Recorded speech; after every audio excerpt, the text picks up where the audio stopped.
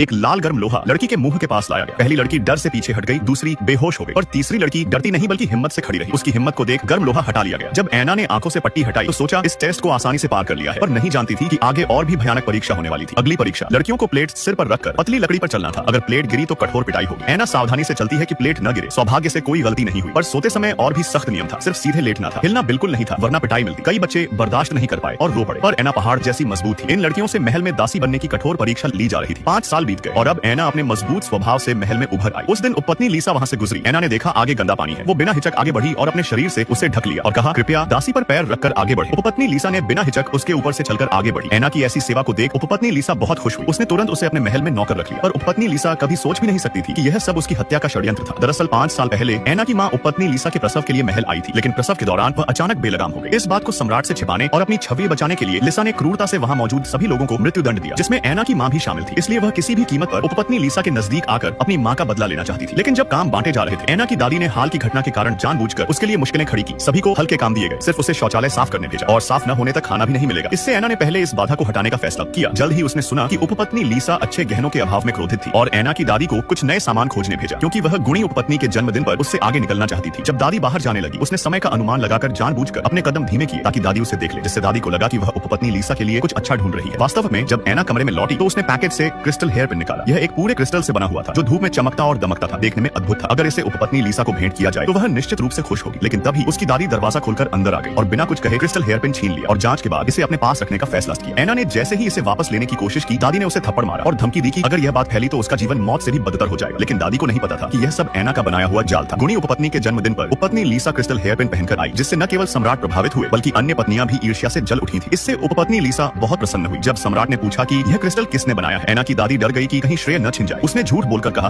कि उसने खुद इसे बनाया है। जब उपपत्नी लीसा उसे परिचारक बनाने वाली थी, तब क्रिस्टल सूर्य की रोशनी में जल उठा और लीसा के बालों में आग लग गई। सेवक ने तुरंत ठंडे पानी का बेसिन उठाकर उपपत्नी के सिर पर डाल दिया, मगर उसके जले हुए बालों को देख सभी ने उपहास किया। उस क्रिस्टल हेयर पिन को देखकर लीसा को इतना गुस्सा आया कि उसने ऐना की लालची दादी को जिंदा जलाने का आदेश दे दिया। सजा के दौरान ऐना अचानक मशाल लेकर दादी के सामने पहुंची। फिर वह हेयर पिन निकाला जो मां ने उसके लिए छोड़ा था। उसने लालची दादी से पूछा, क्या उसे यह हेयर पिन याद है? तब दादी को एहसास हुआ सामने खड़ी ऐना उसकी सौतेली बेटी की बेटी थी। ऐना का पहला शिकार जलकर राख हो गया, लेकिन उसका बदला अभी शुरू हुआ था। वह जानती थी कि उच्च पदस्थ उपपत्नी को हटाने के लिए महल की नौकरानी का पद काफी नहीं था। इसलिए उसने मां की सहेली को ढूंढा और सम्राट के बारे में जानकारी ली। जब सम्राट बारिश से बचने मंडप में अकेला था, ऐना ने अनजान बनकर पर्दे के पीछे कपड़े बदलने लगी और सम्राट ने उसे देख लिया। जब सम्राट जानना चाहता था, ऐना घबराकर बाहर आई और गुस्से से बोली, तुम छोटे गार्ड कितने बेशर्म हो, यहाँ झांकने की हिम्मत कैसे हुई? वह उसकी शिकायत सम्राट से करेगी। ऐना की चंचलता ने सम्राट का ध्यान खींचा और जब वह उसका नाम पूछना चाहता था, वह भाग गई और जानबूझकर एक पाउच छोड़ गई। अगले दिन ऐना को खोजने के लिए सम्राट ने सभी लड़कियों को एक पाउच बनाने का आदेश दिया। यह दृश्य आधिकारिक उपपत्नी लीसा ने तुरंत समझ लिया कि कोई जानबूझकर सम्राट के पास आ रहा है।